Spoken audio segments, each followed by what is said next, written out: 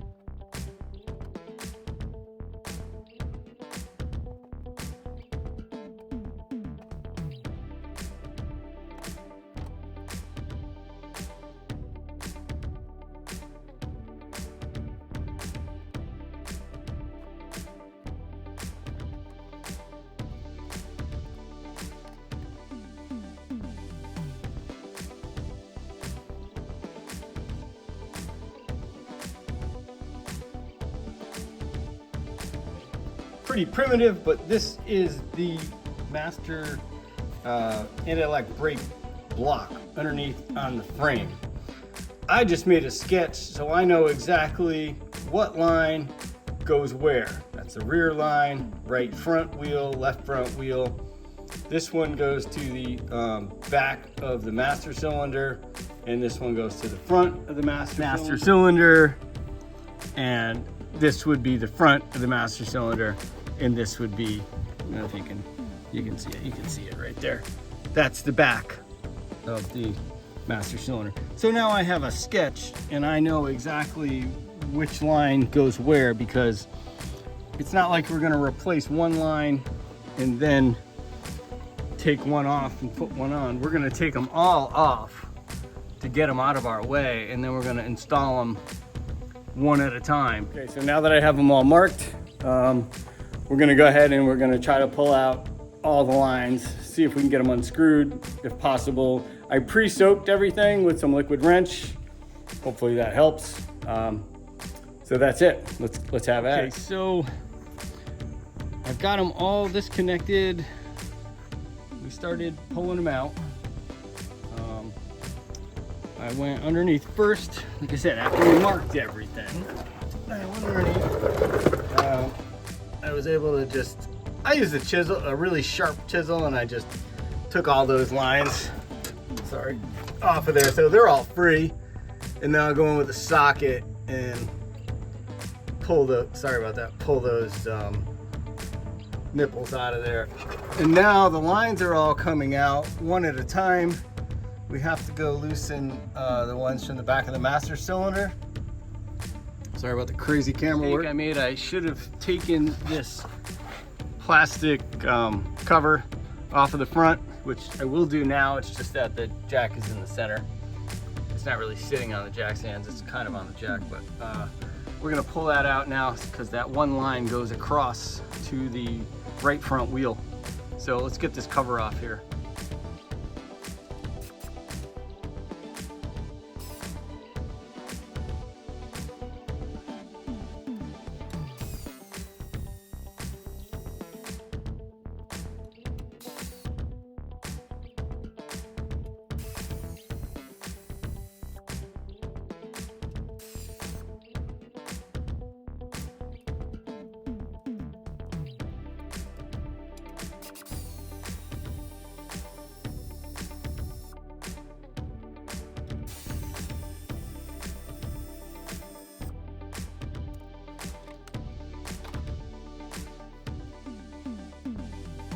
Okay, so we've got all the lines out. Here's the two wheel lines. One of those is really long because, like I said, it goes over to the right front.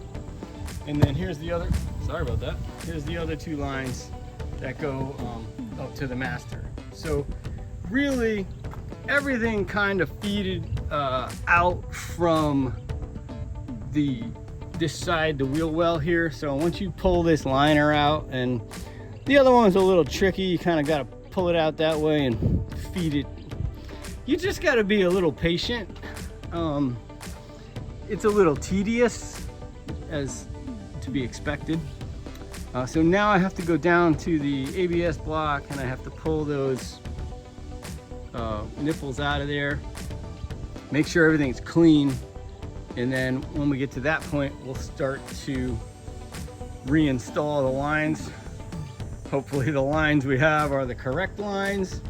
That'll be the next thing to check. Okay, now we're going to open up the lines, see what we got. These are dormant parts. These are part numbers. I will have a full list of all the part numbers in the description. I'll have them itemized for you in case you are curious.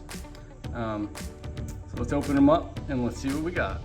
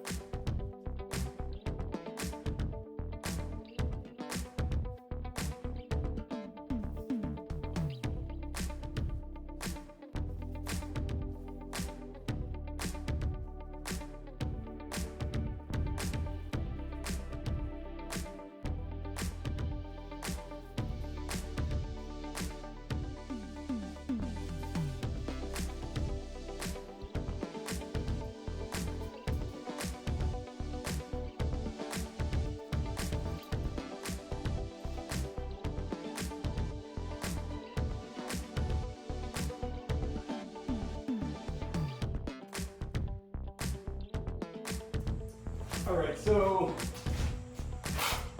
the lines come and they have the marks here where they bend them for the shipping, and they put a tag on them. Same thing here.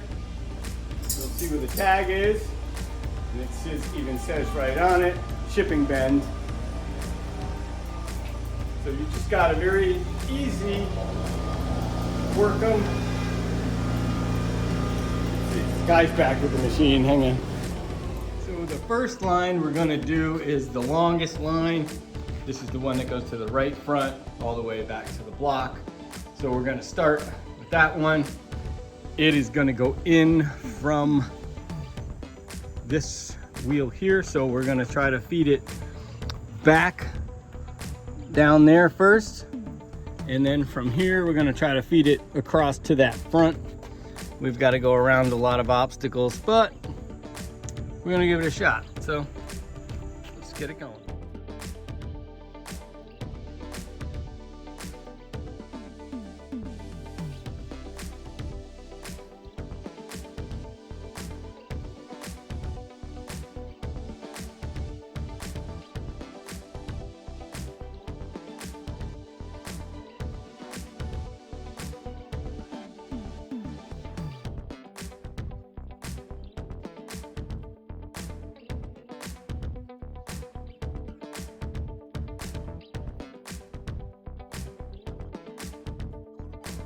So I hope you saw as much of that as you could. Kind of go feed it to the back first, this way, and then you kind of got to bend it out almost the way it came out and then get it across. But it actually lines up pretty good. I mean, these are the clips I left here, and it's right on the money. Here's another one, it's right on the clip. Back here, right on the clip. It's actually a pretty good fit. All right, let's get the next one. We got our other left front line in. Obviously, we will play with all of this stuff later, but right now I'm just more concerned about getting everything to the location it needs to be. Let's take a ride underneath here and check out where they're going. So now, I'm sure everybody has a different way to do this, but I put it in strategic order. So this one is the right front wheel. I put that in first because it's easy for me to put a wrench on this. And then this one here is the next one. So I'm gonna snug this one down tight, and then I'm gonna put the other wheel in here. And then I'm gonna go to this one. These two go to the master. And I'll do this one first, and then I'll do that one last. And the reason I did it in that order, like I said, is so you can get a wrench on there. Because if you tighten, you know, obviously if you put this one in first, then you can't tighten this one. So that's my strategic plan. I'll let you know how it works out. So let me get a wrench on there and tighten those two lines up. Okay, so now we got the wheel lines in. This is the first one for the master to the anti-lock block. So kind of the same deal. We're going to go down over the frame toward the block first, and then kind of go up around these random wires here. That's pretty much how it came out. So that's kind of how we're gonna fish it back in there again. So we got 2 out of 4. So this job is a little bit less than fun. Anyway, we have all the lines going into the ABS block, and we have them all snug. Fingers crossed they won't leak. We'll see. We have both the lines to the master cylinder in, and we have those snug. Also, next we will tighten up these two to the brake lines, to the wheel lines. So we get this one and then the other one. So let's pop this one in, then we'll go do the other one, and then we'll go from there. Now, for the fun part, which is usually why like people bring their vehicles to a shop and it ends up costing a fortune, because things like this happen. If you look at the bleeder screw, that's your bleeder screw. What shape is that? I have no idea, because it's all rusted out. Sorry for the wiggly camera, but there's not even part of the bolt on the back side of it. I have no idea. That's probably gonna just break off side here, and that I don't even know what that is. That is no longer a bolt. There's no socket in the world that would fit on that custom brake bleeder. So chances are we're either going to break these, or they're going to strip, or we're going to end up just putting new calipers on here. Let's see what happens. So to my surprise, we actually got both front caliper bleeder screws out. There's not much left of them, so we need to replace those for sure. This one came out too, which I'm really shocked because they usually don't come out. So we're gonna clean those up. I don't know if we can tap those. I don't really want pieces of metal in there, but we'll see what happens. So we gotta run to the parts store and see if we can find some new bleeder screws. Better than new calipers. So let's see what happens. We got some new bleeders. Had to buy a whole kit, but that's fine. They came out, I'm happy. So let's put in these new bleeders. We'll add some fluid, and then we will start bleeding the brakes and making sure there's no leaks. All right, folks. So we have all of the lines installed. We will tuck them in and make them a little fancy. First, we're gonna make sure nothing's leaking. So far, visually, I've checked all the connections all the way around the truck. Everything looks good. We replaced the bleeders here. We bled the brakes all the way around. So it's all looking pretty good.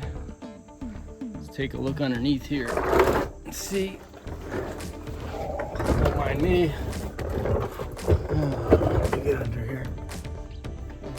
Yeah, all new lines. Sorry, I'm trying to get a visual on that, but that piece of tape, the all new lines back here. Everything's dry. Nothing's leaking, so that's a really good sign. Like I say, we'll fancy these up and put the little spacers in there, but first we're going to take it for a little test drive. Sometimes when you replace lines and all that, you can fight with air bubbles. Even though we bled it, probably we went around, I think 2 or 3 times, back to front, back to front, back to front, all the way around. So let's see how that goes. Let's get the wheels back on it and let's take it for a test drive. Okay, so we got the wheels back on. We got the brakes pumped. Feels like we got a pedal, so that's always a bonus. Let's take it for a little ride around the block and see how she is. So that's it. We replaced all the well, we didn't actually replace all the brake lines because we didn't do the rear axle because it's good right now. And like I said earlier, it's middle of landscape season, and the bed lifts up on this, so we can push that project a little bit later. But we did replace pretty much all of the other hard lines, and everything looks good. Nothing's leaking. It's stopping perfectly. So I will put in the description, I'll put all of the links to all of the parts. These were the Dorman stainless steel lines. They were beautiful. I mean, the kit itself, I think, was like $100 and something bucks with all the hard lines in it, including the ones for the rear axle. Not the wheel lines, those are separate. But really fit nice, worked good. I would definitely use them again. So I'll put that link in there. I'll separate it for you. And again, thank you guys so much for watching. Really appreciate it. Hit that like and subscribe. Peace.